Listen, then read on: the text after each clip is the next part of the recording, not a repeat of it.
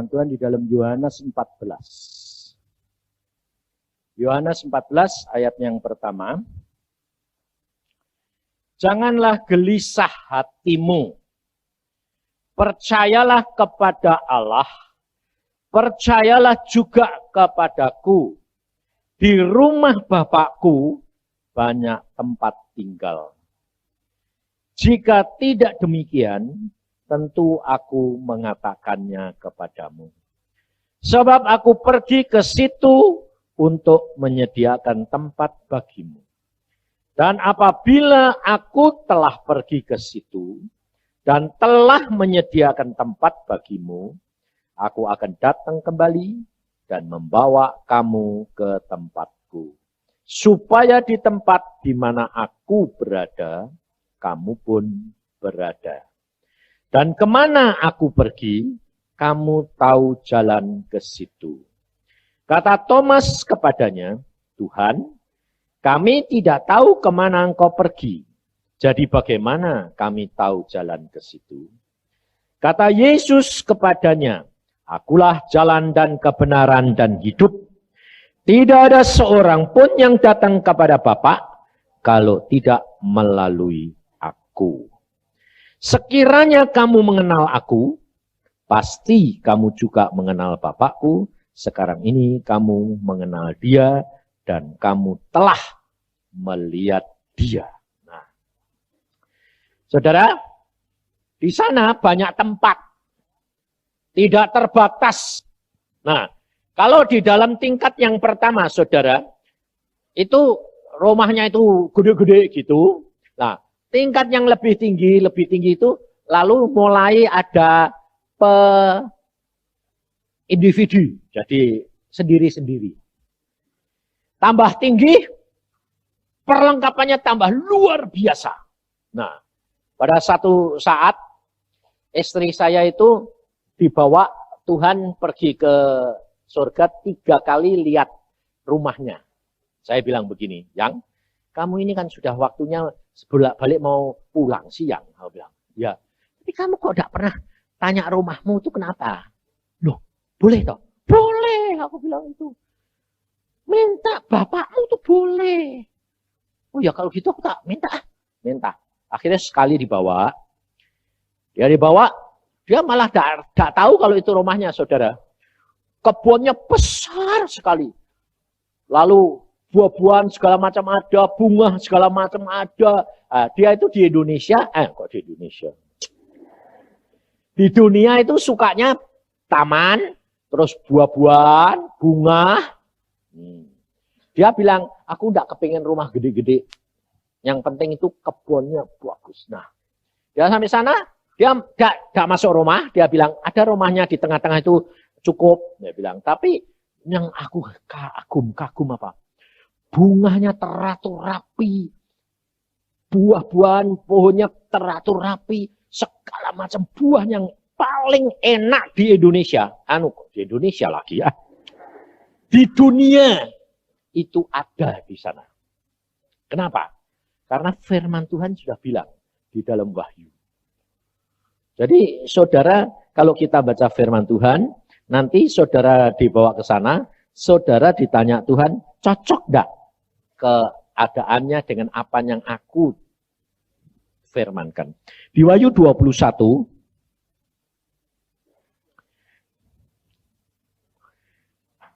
ayat 21 ayat 24, 25, 26. Dan bangsa-bangsa akan berjalan di dalam cahayanya, dan raja-raja di bumi membawa kekayaan mereka kepadanya, dan pintu-pintu gerbangnya tidak akan ditutup pada siang hari, sebab malam tidak ada lagi di sana. Dan kekayaan dan hormat bangsa-bangsa akan dibawa kepadanya. Tetapi tidak akan masuk ke dalamnya sesuatu yang najis atau orang yang melakukan kekejian atau dusta.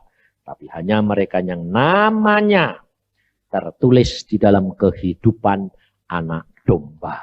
Nah, jadi saudara di sini tidak usah kepengen ke Amerika, lihat apa, makan apa, yang enak apa. Nanti di sana komplit. Nah, buahnya saja, saudara. Saya bilang, ini buah apa sih Tuhan? Wah, luar, itu kamu mau ambil aja, ambil. Saudara tahu? Buahnya kok kayak apel, kayak pir gitu, tapi saya petik dimakan. Wah, manisnya itu bisa beberapa buah jadi satu.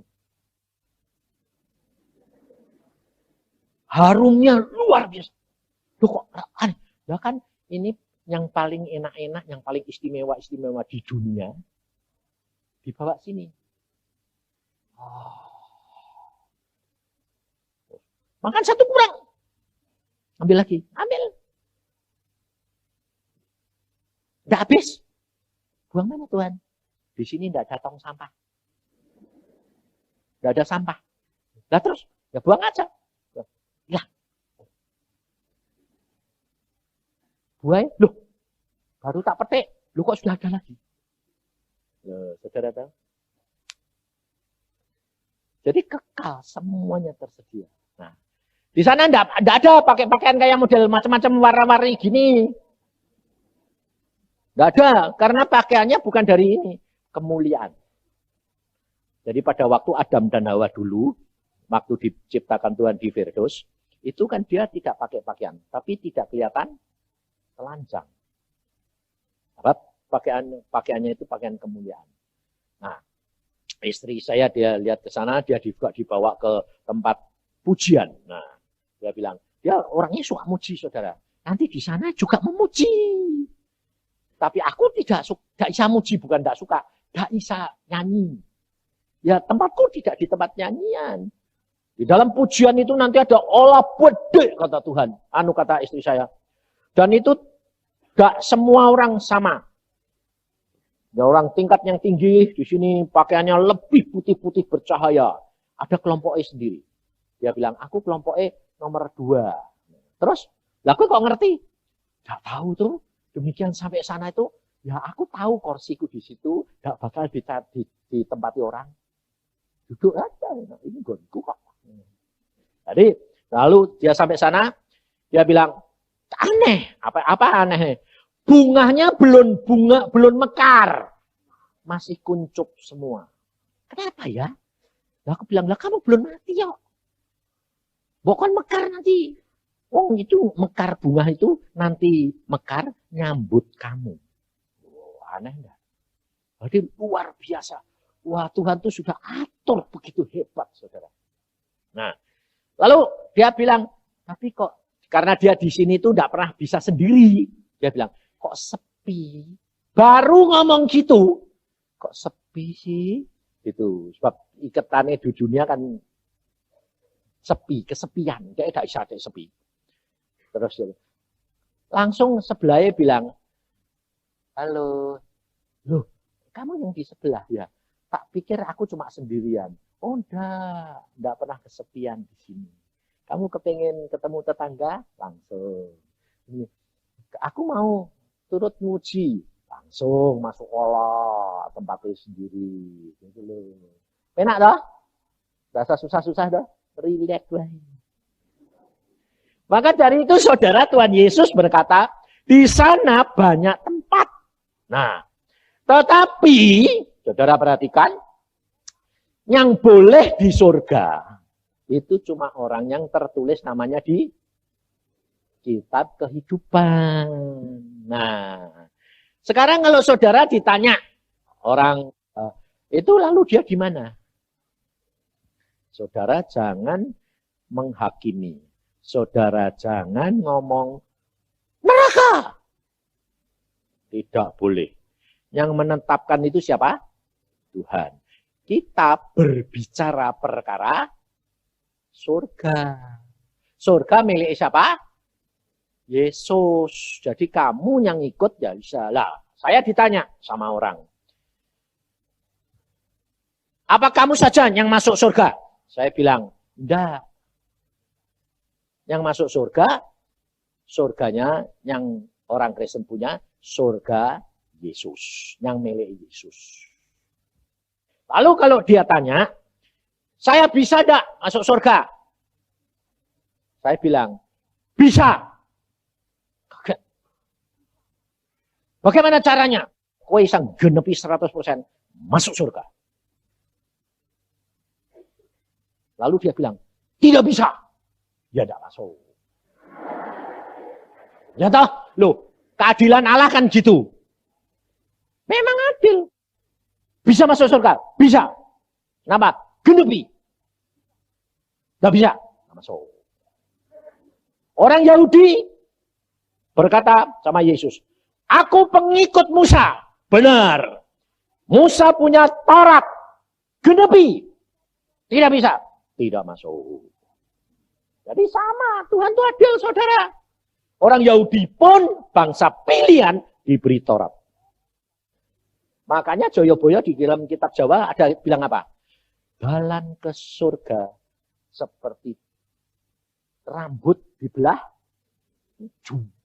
Jalan nono. Kalau kamu bisa, selamat. Ya toh? Dia bilang, gak bisa. Nah, nanti saya ditanya, saudara. Kamu orang Kristen? Punya kitab? Punya. Kitab apa? Kehidupan dan kitab suci. Perjanjian baru. Genepi. Digituin saudara saya. Ayo saya tanya, bisa enggak? Waduh, Gong.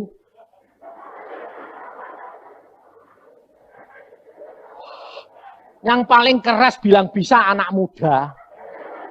Bisa enggak?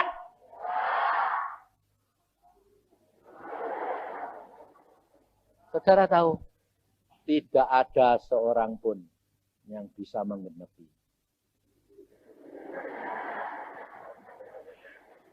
Sebabnya apa, saudara? Mana bisa, betul? Sebabnya apa?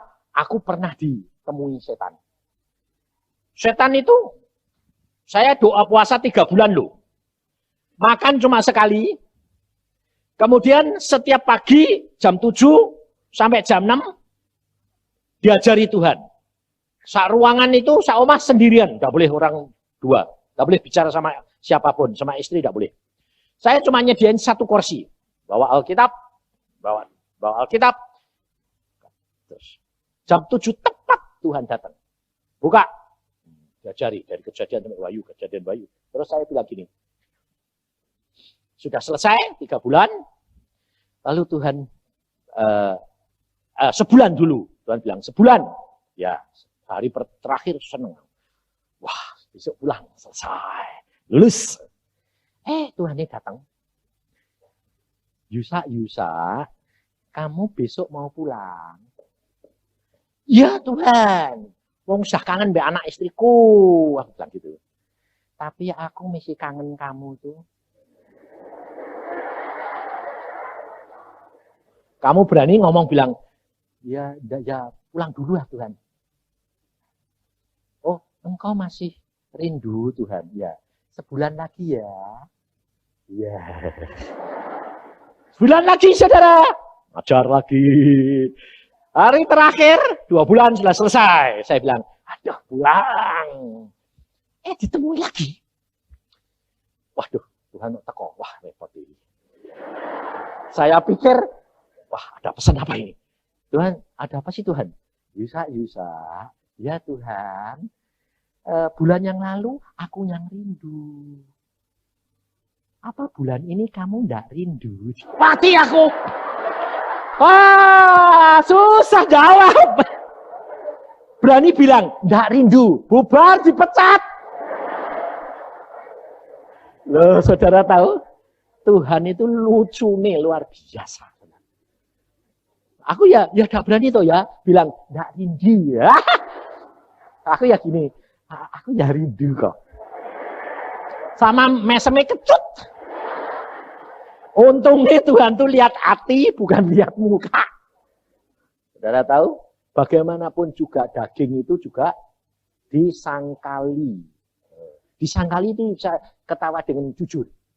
Gak bisa, kecut. Jadi Tuhan bilang, kamu ndak rindu? Rindu. Sebulan lagi ya. Ya, wes, sebulan lagi. Saudara tahu, hari terakhir, saya pikir sudah selesai. Ditemui setan persis Tuhan Yesus. Aku bilang, Tuhan Yesus kok datang? Aku bilang, terus saya tanya Roh Kudus, Tuhan Roh Kudus, Tuhan Yesus ya? Jangan cepat-cepat nyembah. Kaget. Kenapa? Gak ngerti kalau itu setan. Lalu pada saat itu dia setan yang ngomong gini.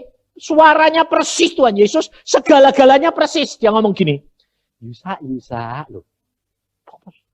Ya Tuhan. Aku gak ngerti kok ya tak panggil ya Tuhan. Ya Tuhan. Yang ngajar kamu siapa? Kamu sudah diajar sama Tuhanmu toh? Ya. Kamu sudah dididik sama Tuhanmu toh? Ya. Kamu dipanggil Tuhanmu toh? Ya. Sekarang kamu harus berjanji. Janji apa? Genep. Lakukan firman Tuhan dengan benar. Ayo.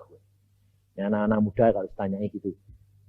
Lakukan firman. Kamu sudah baca firman? Sudah. Lakukan dengan benar.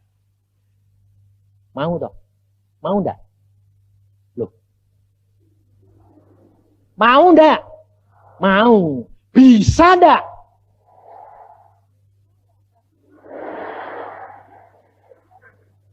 Saudara, saya disuruh janji.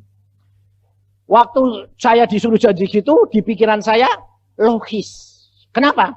Karena saya diberi bayangan seperti kamu sekolah di kedokteran. Setelah selesai sekolah, berjanji. Kalau orang bukan Kristen, sumpah. Kalau orang Kristen janji. Saya akan melakukan pekerjaan saya dengan sebaik-baiknya. Jadi saya ditantang suruh melakukan firman Tuhan dengan benar. Saya di sini bilang logis. Kenapa? Masih ada keakuan. Lalu saya tanya sama Tuhan Roh Kudus. Tuhan Roh Kudus, logis ya. Harusnya begitu toh Tuhan. Roh Kudus berkata, jangan cepat-cepat jawab. Oh, ada apa Tuhan? Yang didik kamu siapa? Tuhan Yesus. Yang ngajar kamu siapa? Tuhan Yesus. Yang manggil kamu siapa? Tuhan Yesus. Yang memampukan kamu siapa? Tuhan Yesus. Pikir. Segala-galanya dia, kok aku sing suruh janji? Langsung saya ngerti. Wah, aku ini dijebak ya. Wah, saya langsung jengkel loh saudara. Nggak lucu ya Tuhan Yesus. Kayak gitu ya. Nggak kurang ajar itu. Oh, kurang ajar banget itu. Cuma untungnya itu setan. Jadi aku, nggak lucu ya Tuhan Yesus. Kamu jamin aku. Bukan aku jamin kamu, saya bilang. Supaya aku dapat melakukan firman Tuhan dan benar. Muncul Tuhan Yesus yang asli. Saya lihat gini loh, ini audible. Rambutnya, mukanya sama. Bedanya apa ini? Tidak tahu. Alkitab berkata, setan pun jadi malaikat terang. Tidak bisa, saudara. Bedakan. Tidak tahu. Saya tahunya apa? Tuhan Yesus yang datang sungguhan, dan sebelakangan, dia bilang gini, Iblis, dengar jawaban hambaku. Baru aku tahu itu tadi yang datang pertama setan. Lalu setan bilang, ya sudah. Apapun yang dilakukan oleh hambaku, itu tanggung jawabku. Jadi saya dapat jaminan. Makanya pada waktu saya mimpin doa nasional di Irian, saudara tahu, waktu selesai, saya duduk di bangku itu, setan tuh tinggi sak gedung ini. Pakai jubah merah kayak perang. Jenderal perang. Ya datang besar sekali, saya duduk di situ. Dia bilang gini, gara-gara kamu ya, yang menghancurkan kerajaanku di Irian ini. Awas kamu, bayangin saudara. Kalau saudara ketemu gitu langsung bertindaknya bagaimana? Wah, pasti kamu bilang, dalam nama Yesus ya. Ayo, jujur ya tak? Lebih-lebih kalau hamba Tuhan. Wah, punya karunia. Wah. Tapi saudara tahu, kamu ketemu dia, ngeri. Gak bisa mikir. Saya aja kaget sampai gini, lihatnya gini. Jenderal apa? Siapa ini? Terus saya doa dengan Roh Kudus. Tuhan, siapa? Lah aku kan gak ngerti, ini jenderalnya Tuhan, Mikhail atau siapa? Jawab apa Tuhan? Ingat pertemuanku dengan Tuhan Yesus dan setan. Iblis. Saya cuma gini. Dengar. Ingat pertemuanku dengan Tuhan Yesus dan iblis. Saya ingatkan gitu. Aku gak ngerti kok. Itu jenderalnya setan atau setannya gak ngerti tuh ya. Aku pokoknya suruh ingat kita ingat gitu. Dia langsung bilang, ya sudah. Gak usah tak tenging-tenging toh. Kabur dewe. Karena tanggung jawabnya Tuhan, saudara. Lalu Tuhan Yesus berkata begini. Yusa, berbahagialah engkau, hambaku. Kalau engkau menjanji sama dia, engkau akan melakukan firman Tuhan dan benar. Tidak ada seorang pun yang mampu melakukan firman Tuhan dengan benar. Kecuali manusia, anak manusia, Yesus Kristus Tuhan. Kamu pasti jatuh. Wah. Kok engkau boleh sih Tuhan, dia nyobai. Dia minta izin untuk mencobai kamu. Lah kalau aku jatuh, aku sudah lihat kamu bergantung kepada Roh Kudus. Maka kamu tidak akan jatuh. Karena dituntun oleh Roh Kudus. Selama kamu menyadari siapa kamu. Membutuhkan pimpinan Roh Kudus. Selama kamu rendah hati, kamu tidak akan jatuh. Saudara? Maka dari itu, saudara, saya ditanya oleh orang, saudara, sekarang saudara seiman. Karena dia bilang, kamu orang Kristen, punya kitab. Ya, genepi. Aku bilang, tidak bisa. Lalu dia bilang, tidak masuk surga. Segituin saudara saya. Sama dengan aku. Dia bilang, lain. Aku tidak bisa ngenepi. Betul. Kamu tidak bisa ngenepi. Sama. Tapi ingat, di kitabmu tidak ditulis. Bahwa yang nulis apa? Tidak ditulis. Aku sudah bayar. Aku sudah genepi. Tidak ada. Tapi di kitabnya kita orang Kristen, Tuhan Yesus berkata, sudah genap. Aku sudah genepi semua. Lalu dia berkata, segala kuasa di surga dan di dunia milikku. Akulah jalan, kebenaran dan hidup. Nah, sekarang aku jadi anaknya Yesus. Aku gak bisa genepi. Aku utang. Harusnya aku dibuang. Tidak boleh masuk surga. Tapi karena Yesus itu Bapakku, dia ngomong, anaknya ngomong, Tuhan, aku utang. Gak bisa bayar. Utang apa? Ini loh perbuatanku, ampuni Tuhan, dosa-dosaku. Oh ya, kamu anakku, ya wes tak bayar. Blek. Aku utangku dilunasi Yesus dah. Lunas. Aku masuk surga dah. Masuk, enggak. Sekarang orang itu jadi anak Tuhan yang luar biasa. Dipakai Tuhan luar biasa. Dia bilang apa? Oh bedanya di situ. Ya. Bukan engkau yang bayar. Tapi Yesus yang bayar. Maka dari itu saudara. Di sana ada kitab. Semua kitab. Kitab agama apa ada. Karena tertulis di dalam Wahyu. Coba baca di dalam Wahyu pasal yang ke-20. Makanya saudara tidak usah takut. Sebab saudara kalau sudah jadi anak Tuhan, saudara sudah tertulis di dalam kitab kehidupan. Ayat 11. Lalu aku melihat suatu tahta putih yang besar dan dia yang duduk di atasnya. Dari hadapannya lenyaplah bumi dan langit dan tidak ditemukan lagi tempatnya. Dan aku melihat orang-orang mati besar dan kecil berdiri di depan tahta itu, lalu dibuka semua kitab. Perhatikan. Dibuka semua kitab. Jadi kitabnya agama-agama yang lain. Jadi setiap orang nanti kamu ditanya, ini kamu sudah ngerjakan apa? Ini. Catatannya ada. Videonya ada. Semua kerekam. Orang Tuhan ngadili enggak usah. Ayo bela diri, enggak usah. Videonya dipasang, kamu lihat, itu kamu, kita pekoni, kamu genepi enggak? Enggak. Kamu tahu tempatmu mana? Cari dewe.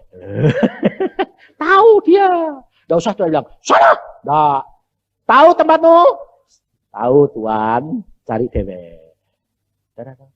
Nah, buat saudara dan saya, dikatakan dibuka juga sebuah kitab lain, yaitu kitab kehidupan. Dan orang-orang mati dihakimi menurut perbuatan mereka berdasarkan apa yang ada tertulis di dalam kitab-kitab itu. Maka laut menyerahkan orang-orang mati yang ada di dalamnya, dan mereka dihakimi masing-masing menurut perbuatannya. Lalu maut dan kerajaan maut itu dilemparkannya ke dalam lautan api. Itulah kematian yang kedua, lautan api. Dan setiap orang yang tidak ditemukan namanya tertulis di dalam kitab kehidupan itu, ia dilemparkan ke dalam lautan api itu. Ingat saudara. Saudara sudah percaya Yesus belum? Sudah tertulis namamu belum? Hah? Sudah. Bisa dihapus enggak? Bisa, hati-hati ya. Jangan berkata, aku sudah dibaptis, aku terima Yesus, aku sudah kepenuhan roh.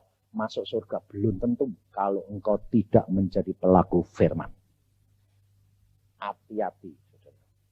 Sebab ada ayatnya mengatakan, kalau engkau murtad, dicoret, dihapus namamu. Maka dari itu kita mesti setiap hari apa? Peka terhadap apa? Dosa. Jangan minta Tuhan aku peka suaramu. Kalau kamu peka terhadap dosa, kamu jadi suci, otomatis kamu peka terhadap Tuhan. Itu jalannya. Nah, maka dari itu saudara tidak usah khawatir. Jalan aja bersama dengan Tuhan, baca firman, lakukan hari demi hari, minta pimpinan daripada Roh Kudus, maka engkau akan dituntun menuju kepada apa? Kemuliaan, keberhasilan dari keberhasilan. Tidak usah takut apapun yang sedang kamu alami, itu proses. Saya pernah sedang praktek. Jantung saya itu bocor. Loh, tidak mompa, saudara. Suster saya bilang, dokter kok jadi pucat? Tutup praktek saya, harus cepat pulang. Sampai di rumah, naik mobil, saya setir, sampai di tempat tidur, ya. Lumpuh total. Lumpuh total. Gerakin tangan satu dari saya. Istri saya bilang gini, yang kamu kenapa? Darah tidak mompa ke otak. Sekarang otakku mengalami kelumpuhan. Nah terus bagaimana? Percuma. Menurut ilmu kedokteran, pasti sebentar lagi saya pulang mati. Loh, aku kamu tinggal. Loh, lah mati hidup Tuhan punya, bukan kamu punya. Loh, ya jangan gitu dong. Kamu tanggung jawab. Loh, ya tanggung jawab. Yang punya hidup Tuhan kok. Loh, ya jangan tinggalkan aku ayang. Anak masih kecil-kecil. Ya betul, aku ya maunya gitu. Tapi Tuhan berkata, ini keadaanku kayak gini nih, piye. Nah terus apa yang kita lakukan? Kamu sembahyang. Dan mengucap syukur. Saudara tahu? Saya cuma begini dok. Terima kasih Tuhan. Ya, setan ngomong, sebentar lagi kamu mati. Puji Tuhan, hidup untuk Kristus, mati untung. Itu untuk hibur diri. Kamu tidak tanggung jawab anak Kamu masih kecil-kecil. Yesus lebih menyayangi anakku daripada aku. Terima kasih Tuhan, terima kasih Tuhan. Dari jam 5 sore sampai jam 2 malam saya mau mati. Jam 2 saya tahu. Ini sudah biru semua. Sudah mau mati. Tinggal di jantung. Rasanya dipencet. Tidak bisa napas. Saya ngalami. Saya rasanya, wah ini game. Ya. Saya terakhir saya teriak. Pikir saya mati ya mati wis bar satu kali terakhir. Haleluya, terima kasih Tuhan. Teriak keras, keras. Pikir mati, matilah. Bar. Malah justru saya teriak keras, saudara tahu, jantung saya meledak. Sampai istri saya itu ketiduran di sebelah itu, kaget setengah mati. Ada apa? Saya bilang, jantungku jalan lagi. Aku kok sampai kaget, Yang. Kenapa? Ada ledakan. Dia dengar. Hidup, saudara. Saya hidup lagi. Kamu kira langsung jalan? Saya belajar jalan 2 minggu. Mulai gerakin tangan. Mulai gini-gini. 2 minggu seperti anak kecil jalan. Mulai jalan. Sembuh total. Sempurna. Lalu di Surabaya setelah berapa puluh tahun. Jadi saya pada waktu ngalami kelumpuhan itu tahun 75. Lalu tahun 86 atau 87, saya di Surabaya menginjil, saudara. Tahu-tahu tengah malam, jantungnya nyerang lagi. Kali ini tidak nyerang melalui kelumpuhan, tapi jantungnya dipencet gitu, tidak bisa napas. Cuma tarik napas 3 kali. Gelok. Mati, saudara. Nah, saya tahunya mati apa? Saya sudah mati gelap gitu. Keluar dari tubuh saya ini. Jiwa sama roh. Itu jadi satu. Bentuknya persis saya. Loh kok keluar? Loh kok lucu? Isya. Keluar gitu, bangun, berdiri. Saya lihat tubuh saya mati dewek. Saya bilang, oh, Yusak mati. Loh, loh kok 2? Oh, iki jiwa mbak roh. Oh, itu daging. Oh, mati aku. Saudara tahu? Pada waktu itu saya tahu, game. Langsung saya masih di situ, masih di sebelah tubuh saya, jasad saya. Terus saya mengadah ke atas. Saya bilang, Tuhan, aku pulang. Nah, memang aku ya kepengennya pulang terus, jadi ya mati ya beneran. Saya bilang, Tuhan, aku pulang. Langit terbuka, saudara. Cahaya surga terang luar biasa. Turun. Saya lihat, wah, buka surga, langit. Lihat Tuhan Yesus duduk di tahta. Megahnya luar biasa. Tuhan, pulang. Tuhan yang mesem gini. Aku mau pulang. Terus dia ngomong gini. Tugasmu belum selesai, nak. Selesaikan tugasmu. Nanti pada waktunya aku jemput kamu sendiri. Bayangin, saudara. Tuhan begitu sayang. Bayangin, orang model kayak gini itu ada apa nih? Lalu saya bilang, aku kepingin pulang. Tugasmu belum selesai. Jatah yang aku berikan belum kamu genepi. Itu bayar dulu. Genepi dulu. Selesaikan. Aku bilang, ya sudah terus dong mau nerima. Tapi alasan lagi. Ini nakal saya. Tapi jantungku berhenti. Tuh berhenti. Sudah berhenti. Pikirku dek wis gitu ya wis to ya, wong sudah waktune. Jawabannya dia, ndak masalah. Mateng aku ini. Cari alasan kalah terus ini. Ndak masalah. Langsung dia terus melempar sinar 1 titik. 1 kelereng. Nah, lucunya saudara, sinar 1 kelereng itu dari surga sampai sini tetap 1 kelereng. Aneh, ha? Harusnya kalau di sana sekeleren, di sini gede toh. Wong surga sama sini. Enggak tuh. Dia gini tuh sekelereng. Masuk ke jantung saya. Ya sekelereng. Meledak. Jantungnya jalan. Lalu Tuhan bilang, sudah jalan. Lalu Tuhan, aku pengen pulang. Masuk. Pengen pulang. Masuk. Gitu itu tangannya dia molor. Saya dijumput truk, dilempar pluk. Masuk, bangun lagi. Mau pulang udah boleh aku.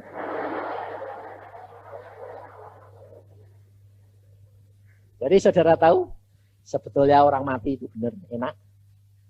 Alkitab berkata apa? Alangkah indahnya kematian seorang anak Tuhan. Saudara tahu? Aku ngalami. Makanya kalau istri saya sekarang kalau sudah bilang gini, yang ini kok anuku kok sudah mau game siang. Apa tuh tengkungku kok rasanya mau putus. Tengah malam, dia kalau gitu tuh tengah malam. Kenapa? Rasanya mau putus siang. Kita sudah mau game. Ayo sembayang. Aku bilang beres. Terus tak pegangin kepalanya. Dalam nama Tuhan Yesus, kalau sudah waktunya pulang. Kalau tidak tidur.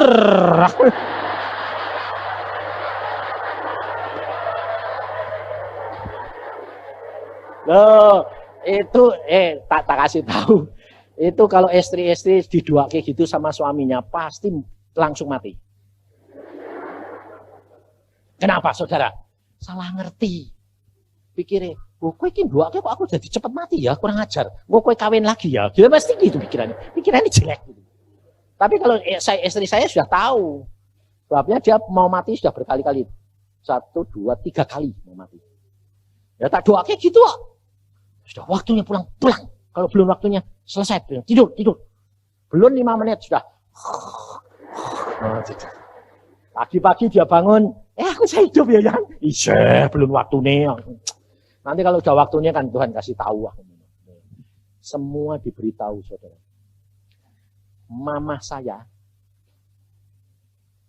kurang 3 hari, saya mampir Cirebon, Tuhan ngomong sama saya mau pergi ke Semarang. Berikan selamat jalan sama mama. Ada apa? Minggu depan tak bawa pulang. Aku orangnya ya sudah tidak mikir apa-apa. Ada papa, mama di situ saya bilang. Mama. Apa? Siap. Minggu depan dijemput Tuhan. Jemput kemana? Pulang. Papa langsung matanya melotot. Ngawur, ngomong sembarangan. Nanti papa tahu. Mama siap ya. Mama enggak takut toh? Sudah lihat di rumah di surga toh?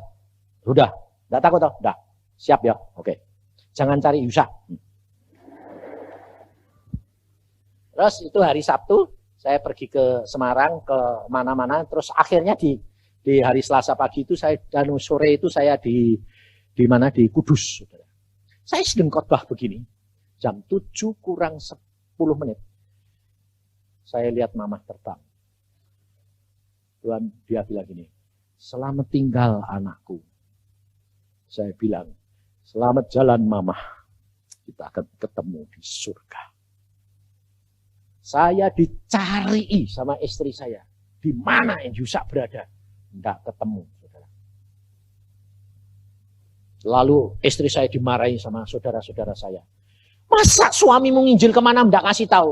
Kamu kan tahu watake hamba Yusak. Tidak pernah telepon, tidak pernah ngasih tahu. Tapi kalau ada apa-apa nanti Tuhan yang ngasih tahu.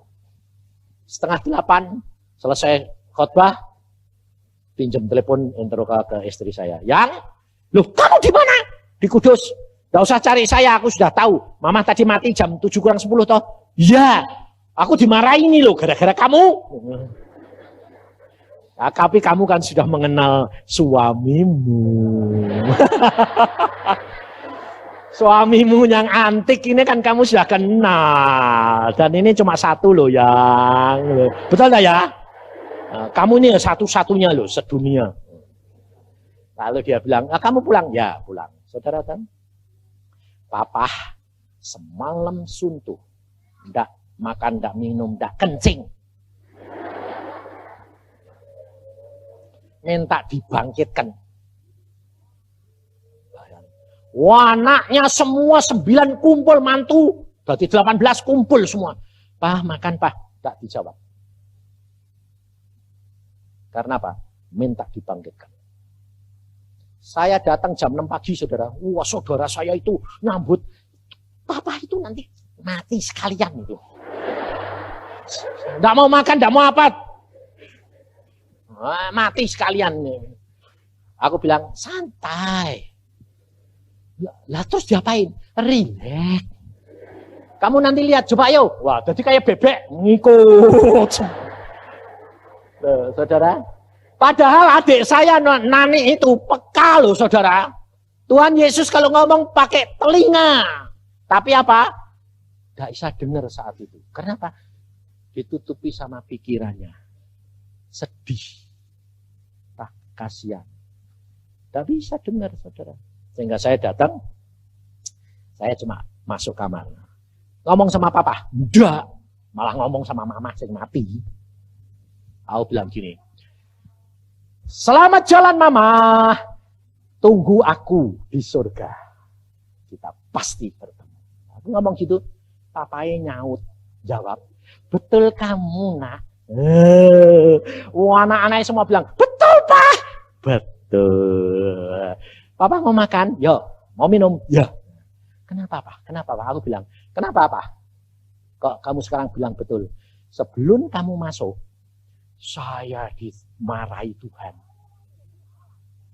Kamu mau jadi Allah. Ngatur segala.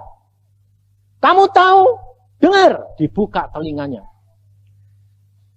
Dia dengar mama ngomong sama Tuhan Yesus. Dia bilang, Tuhan, kalau aku tahu kayak gini, dulu-dulu aku sudah kepengen pulang. Jadi kamu yang harus pergi ke sana. Jangan istrimu mbok suruh balik. Dan dia tidak mau balik. Dia ingin senang di sana. Betul Tuhan. Udah? Enak lah? Enak. Kakak saya ya di Cirebon juga. Saya mau pergi ke Temanggung. Kakak saya itu sehat, tidak ada apa-apa. Dia bilang gini, nah ya itu gara-gara dia atau dia yang minta tapi ya. Dia bilang, sini, apa? Doain aku. Nah, aku yang ngadi di situ ya wis nurut wae itu ya. Tak tumpangi tangan. Ayo sembahyang, bang. Mau sembahyang, Tuhan. Saya lihat Tuhan bilang gini. Kasih tahu. Minggu depan tak bawa pulang.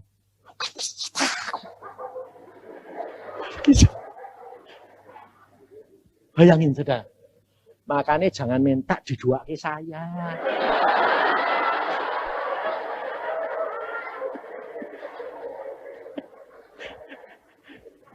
Nanti kalau kukut-kukut repot. Sebab saya ini selalu juluki apa? Cabut nyawa. Kenapa saudara? Aku ingat pesan Tuhan. Pada waktu saya bertemu dengan Tuhan di awan-awan. Saya diberikan 7 batu putih. Masuk dalam tubuh saya. Lalu Tuhan buka awan itu. Saya di surga. Awan dibuka. Saya dilihatkan dunia. Lalu Tuhan berkata, banyak orang lebih banyak sekali. Tuhan bilang, Yusa, bawa mereka pulang. Bukan Tuhan berkata, injili mereka. Tidak. Tuhan berkata, bawa mereka pulang. Kalau saya yang harus bawa pulang, berarti saudara itu kan pasti masuk surga. Tapi kalau saya suruh nginjili saudara, belum tentu saudara bertobat. Betul? Enak dibawa pulang toh? Alkitab, nubuatan dari nabi-nabi saat ini sudah bilang loh. Ini masa penuaian. Betul? Yang dituai itu yang sudah mateng atau belum? Sudah mateng. Mana ada padi baru ditanam dituai. Yang sudah berbuah, mateng, baru dituai. Kalau kamu dituai, berarti dipotong, no? Dimasuk ke lumbung. Lumbungnya mana? Surga. Betul? Jadi kamu hati-hati. Siap-siap. Sing wis mateng.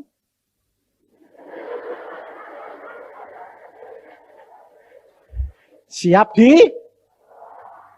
mau ndak? Wah, sing mau anak muda. Sebabnya sejengjeng. Sing tua-tua ini mau ndak? Gak ada yang jawab. Jangan khawatir. Tuhan itu tahu. Ini saya cuma suruh meringatkan bahwa kamu cepat-cepat mateng. Tapi Tuhan tahu kamu belum mateng. Jadi tidak bakal dituai. Ngerti saudara? Jangan takut. Tempat sudah disediakan. Segala sesuatu sudah diatur Tuhan rapi. Satu saat saudara, saya dibawa ke sana. Karena apa? Gara-gara istri saya. Istri saya gini, makasih Tuhan, aku kok bawa ke sana lagi, aku sekarang masuk rumahku. Rumahku kok enak sih Tuhan. Ya, aku sudah siap Tuhan. Aku mau. Jadi istri saya sekarang sudah tidak kepingin memperpanjang apa-apa. Aku sudah siap untuk dituai. Saya jadi kepingin, saya bilang gini, Tuhan, kowe itu tidak adil Tuhan, gitu Istriku mau tunjuki rumahmu, rumah dia, mamahku mau kasih, taciku mau kasih, sembarang mau kasih. Aku kok tidak mau tunjuki dewek toh Tuhan. Aku ini mau anak tiri ke piye. Tuhan bilang gini, Yusa, kamu tidak punya rumah. Loh, aku nginjil, mau suruh kerja gini, tidak mau kayak rumah Tuhan. Tidak. Nangis aku saudara. Aku bilang, Tuhan, aku tidak mau kasih rumah. Tidak. Nangis, saya nangis seperti anak kecil. Tidak nyalain Tuhan, tapi tidak bilang, aku sudah kerja. Tidak. Aku bilang, nangis kayak anak kecil. Terus Tuhan bilang, kamu mau tidak lihat istanaku? Mau. Bawa saya. Naik. Dari jauh, saudara. Itu rumah siapa Tuhan? Itu rumah hambaku, ini yang sudah selesai ini. Bagus ya Tuhan. Ada yang gede, ada yang kecil. Bagus. Hebat ya Tuhan. Wah, satu di jauh sana. Itu gedungnya siapa Tuhan? Itu istanaku. Hah? Bagus sih. Jembatannya aja antar provinsi. Wah, aku sampai gini. Loh Tuhan, lawang jembatan kok. Jembatan rumah loh, jembatan rumah loh saudara. Lah kok antar provinsi. Loh Tuhan, ini jembatan gede ini gitu tuh jalan ada habis-habis. Di sini tidak ada jarak. Demikian tes sampai. Kamu tahu? Oh, jadi pantesan, wah serba besar, serba mewah kayak gini. Ini istanamu toh Tuhan. Ya. Terus ada orang jalan, saudara. Terus dia tanya gini, Yusa, enak yang ninggali atau enak yang bangun? Aku mau nih, ya enak yang ninggali ya Tuhan. Kalau yang bangun kan belum tentu ninggali. Enak yang ninggali ya Tuhan. Aku bilang itu. Terus nggak dikasih tahu kok malah diketawai.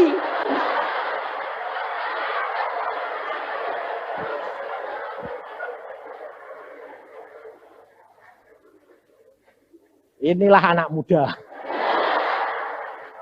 Makanya orang tua-tua itu loh tahu. Maka dari itu saudara, lalu Tuhan bilang salah satu penghuninya itu loh. Jalan saudara, ada orang satu jalan dari jembatan-jembatan itu pergi ke masuk istana. Wah, saya jadi penasaran, pengen lihat. Siapa sih Tuhan orang itu kok enak? Kok dia boleh?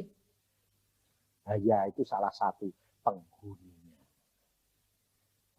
Ayo turun yuk, turun. Sebentar dah. Persis di atas orang itu. Saya lihat, nah, saya kan kenal diriku dia buta. Kok aku Tuhan? Lah iya, kamu itu tidak tak kasih rumah karena kamu bakal tinggal sama aku. Karena kamu kan selalu di sini bilang, aku hambamu, aku tidak lebih dari seekor anjing. Nah anjing masuk tinggal sama tuannya, tinggal di luar ya jadi anjing liar. Jadi kamu tinggal bersama dengan aku. Nah, baru saya itu, terima kasih Tuhan. Tak mau kasih rumah beneran, bener. Kan enak tinggal sama Tuhan toh? Biarpun jadi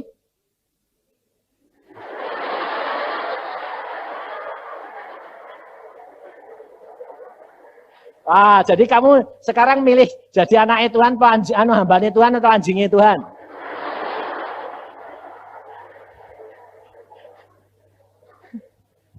Saya tanya, di surga ada anjing enggak? Ada.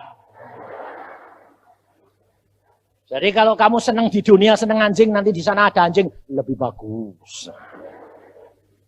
Jadi saudara saya bilang, Tuhan, aku nanti tinggal bersama dengan engkau. Ya. Saudara, jadi apapun yang saudara terima sekarang, saudara belum mengerti. Tapi percayalah, Tuhan menyediakan yang terbaik buat engkau dan saya. Sebab Tuhan sudah berkata, kalau kamu direndahkan, kamu akan ditinggikan. Lalu saya berkata begini, Tuhan yang engkau berikan aku lihat ini, kalau ini memang benar, tolong engkau bicara sama hambamu yang lain, yang tidak tahu apa-apa, yang menyatakan bahwa aku tinggal bersama dengan engkau.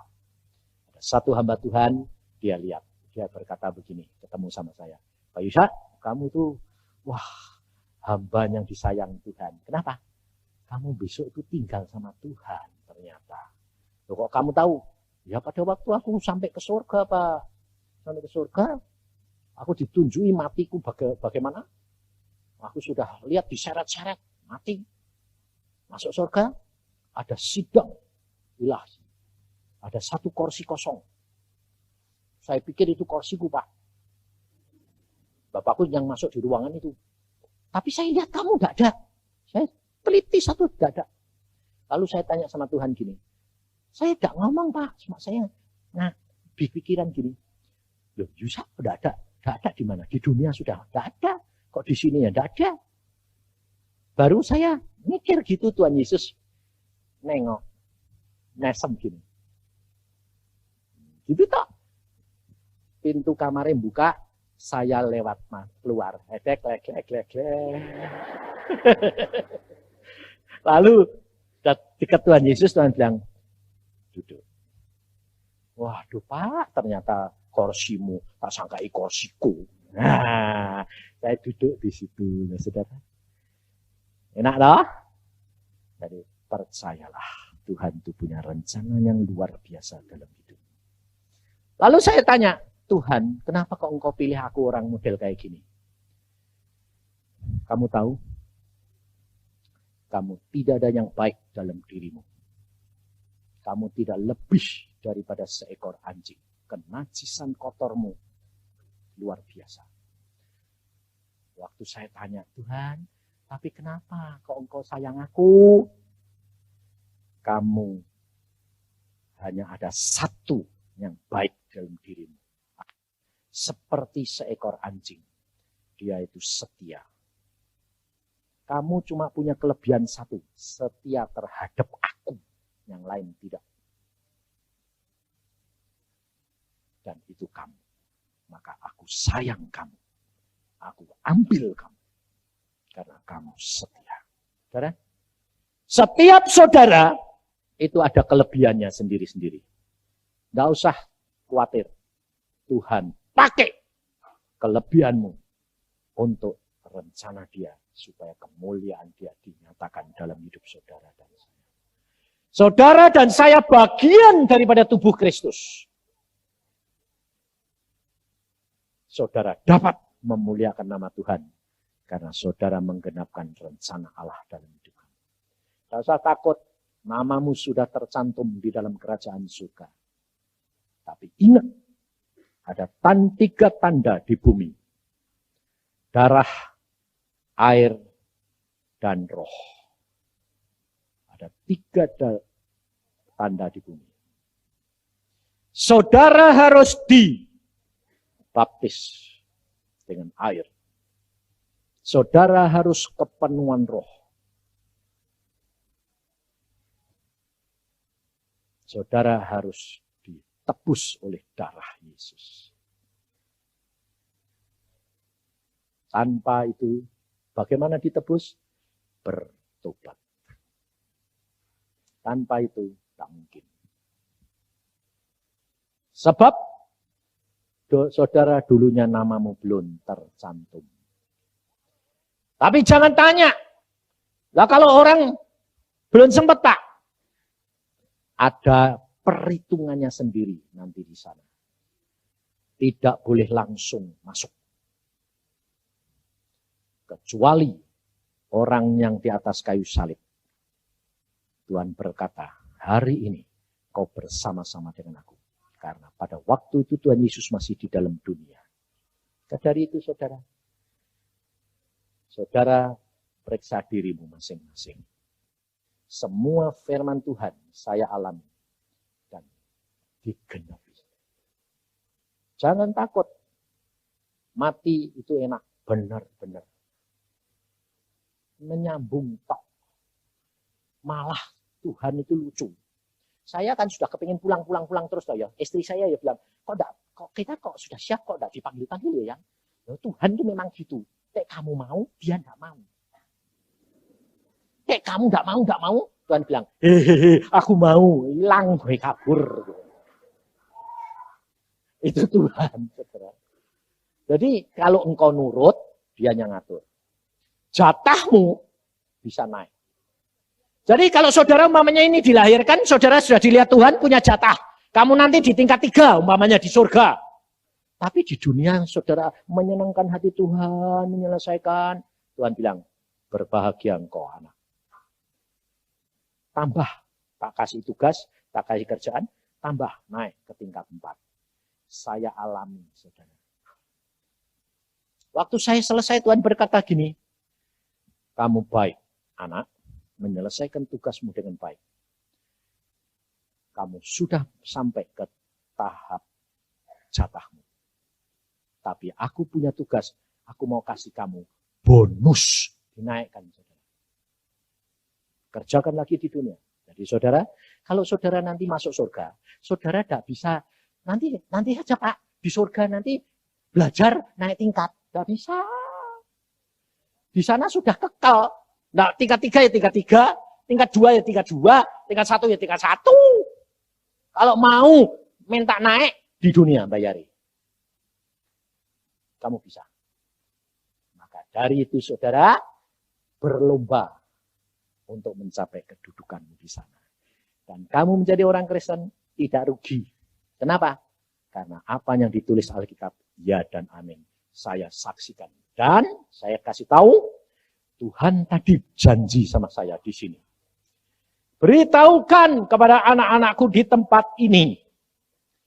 Apa yang kau alami, mereka bisa ngalami. Supaya mereka ngalami, supaya mereka lihat sesuai dengan dinubuatkan oleh Nabi Yoel. Orang tua-tua akan mimpi, orang tua-tua akan mendapatkan penglihatan, anak-anak muda akan bernubuat dan mereka akan mendapatkan penglihatan dan mimpi. Karena Tuhan janji di situ. Apa yang saya alami, kamu boleh ngalami.